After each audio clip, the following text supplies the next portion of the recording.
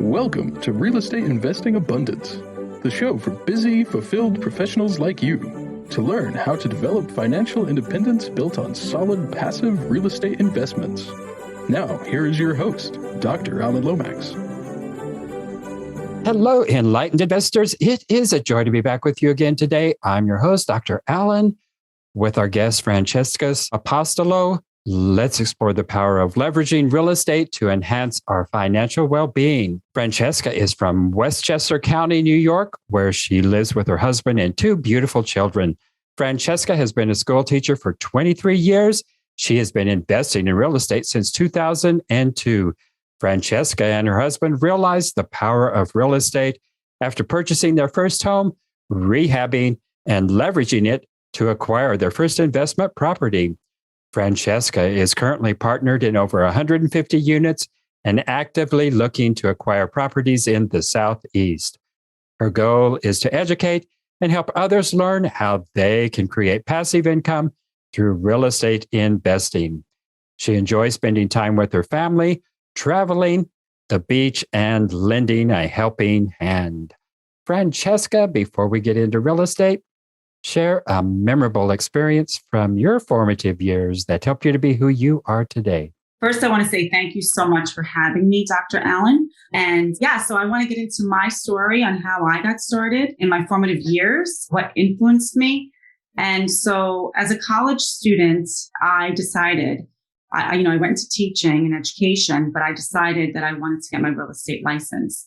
So I did. I got my real estate license and I became a rental agent within my local business in my area. But not only did I become a rental agent, I also loved the architecture of buildings, of properties. And so I would spend my time sometimes in Barnes and Nobles looking in the magazine section of and looking at the home magazines and looking at the different trends and the different architecture. So I loved every aspect of real estate, whether it was selling or renting or even, interior design. So with that said, when I did end up getting married and we were looking for our own home, I remember telling my husband, I want a fixer-upper. And so, we told the broker, find us the ugly house in a nice neighborhood. And so I'll never forget, it was a September day and it was a beautiful fall day and we're driving to this home and we pull up and the house is pink. And so it had overgrown bushes, it had overgrown trees, probably since the 70s. They've never touched it because it was a 1978 home.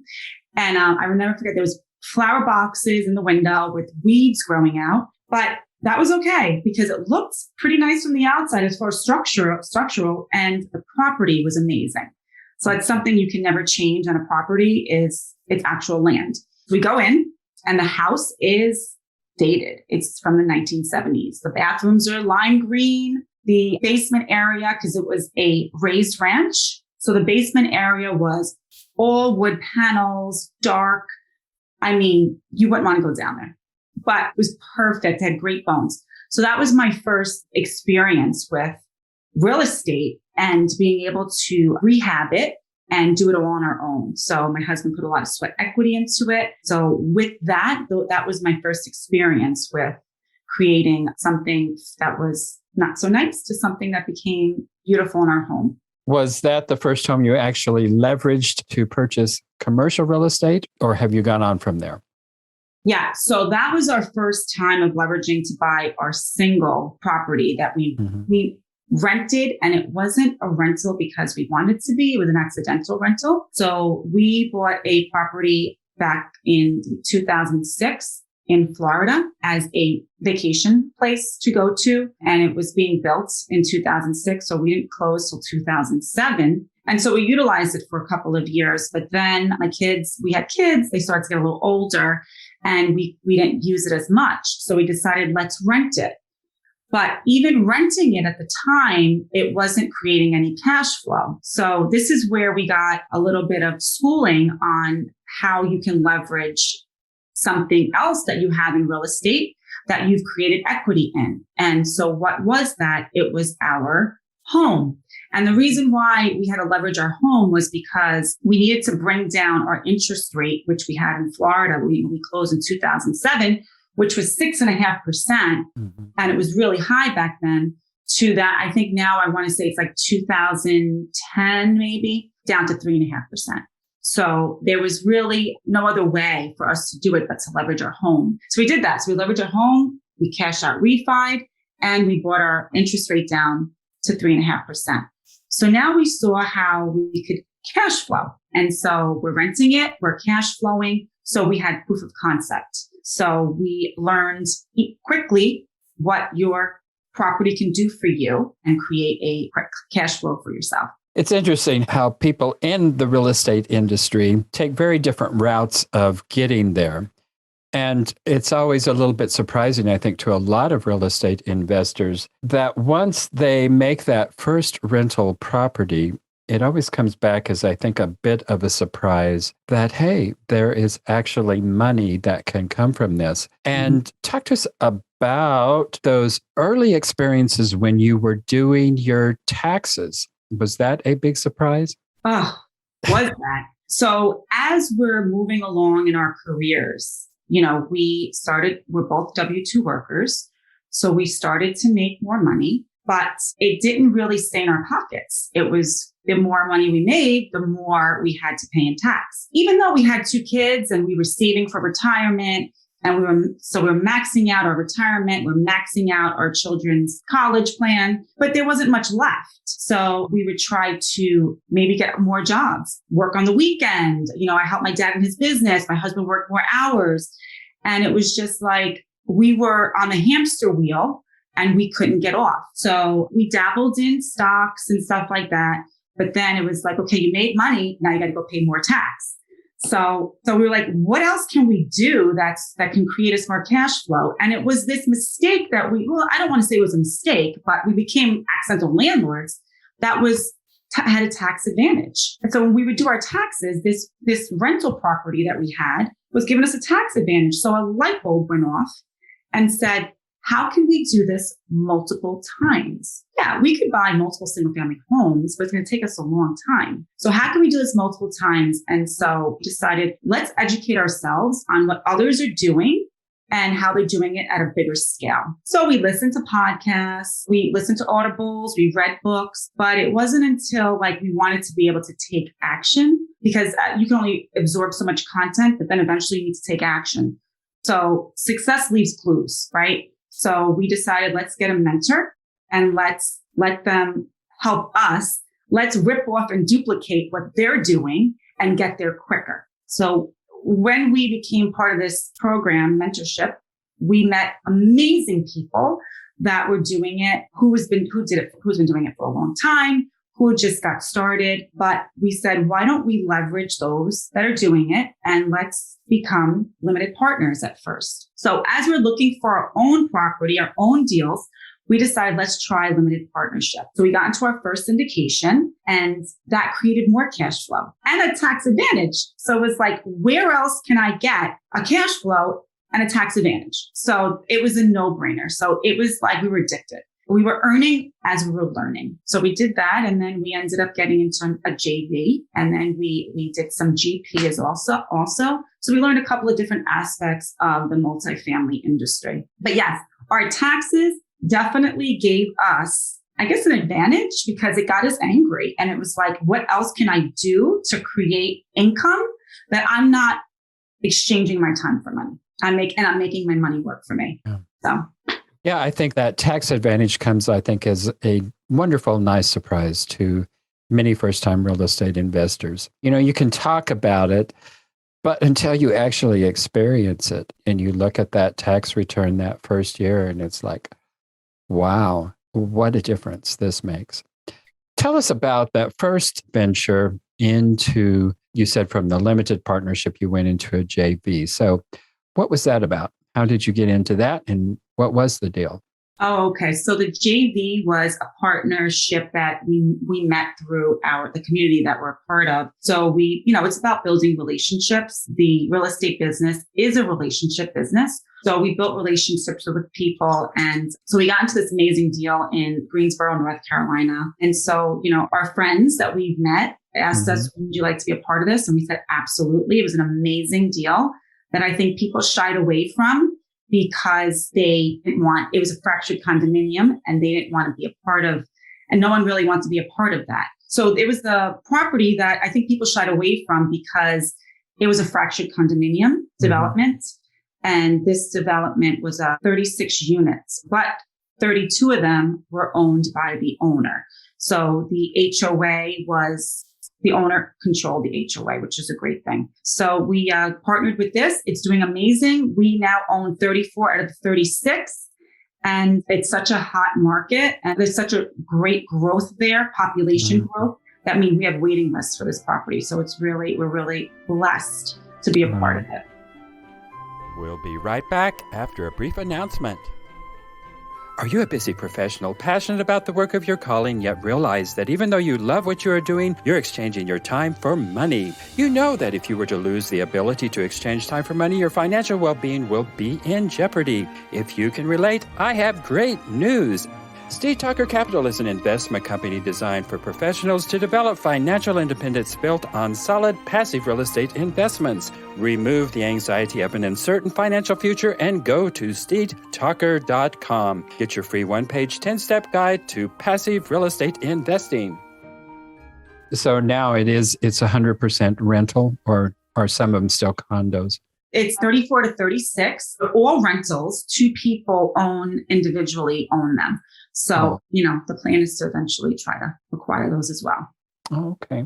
So when was this? We closed on this in March of 2021. Oh, okay. So it's really recently then. Yeah. But yes, lots of growth there. So lots and lots of potential there.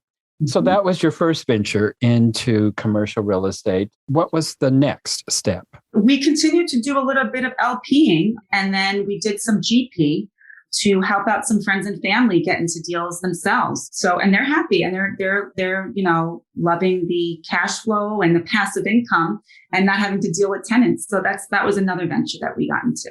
Yeah. Where is that? That one's in Columbus, Ohio. Oh, okay. Yeah. So you're investing all over the country. Yeah. How is it that you manage to live in New York and you're investing in North Carolina and Ohio? How do you navigate all that? How do you manage all that? The reason why we do invest out of New York is because there's other states out there that are landlord friendly. And so North Carolina is a landlord friendly state, and so is Ohio.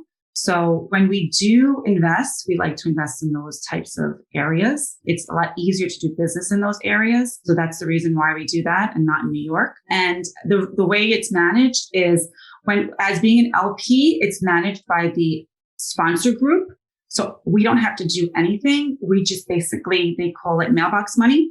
So or direct deposit money, which we're doing now, which is just amazing. So they're responsible. The sponsor team is responsible for whether they're hiring the management company or they are managing it themselves. So we're not doing anything for that. But as far as the JV is concerned, we have a management company that does it for us. How did you locate this property in North Carolina?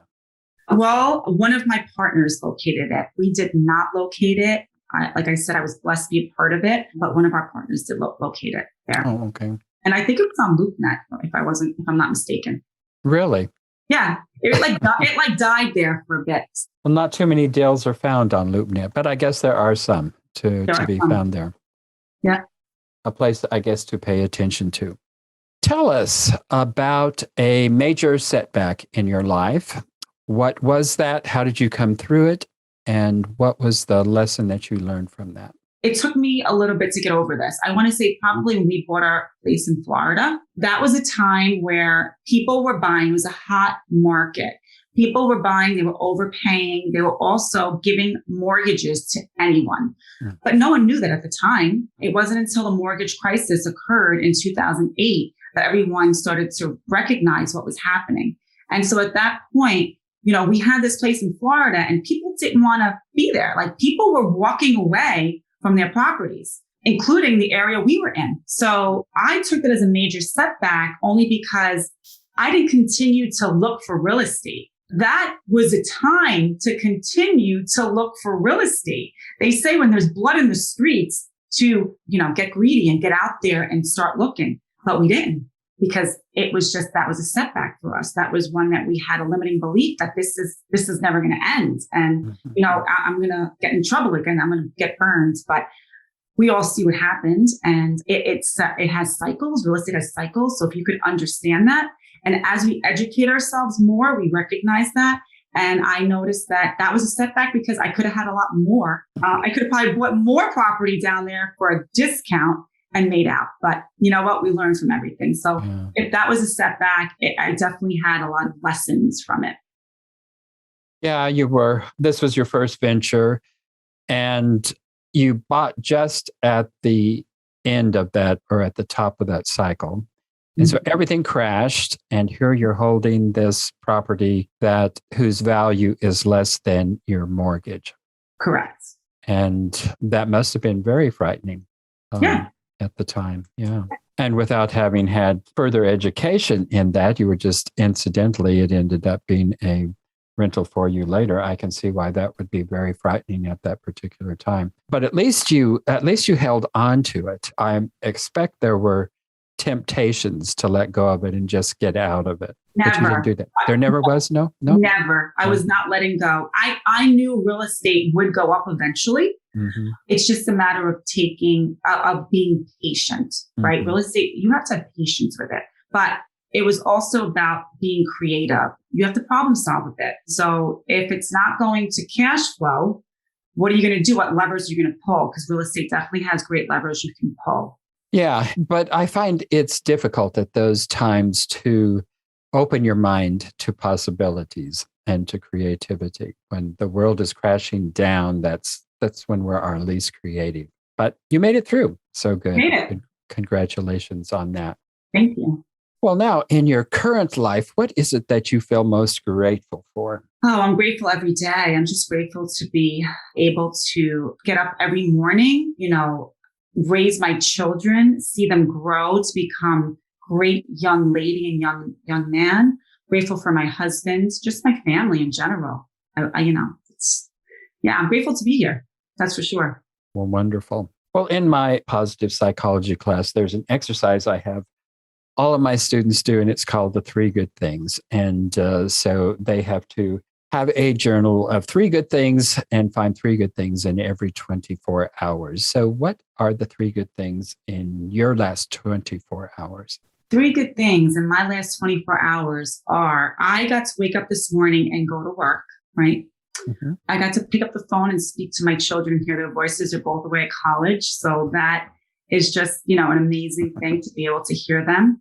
And last 24 hours, if we could push it back a little bit, I got to see my daughter this weekend. So while she was away at college. So that was really a great feeling to see her after a couple of months. Yeah, I bet it was.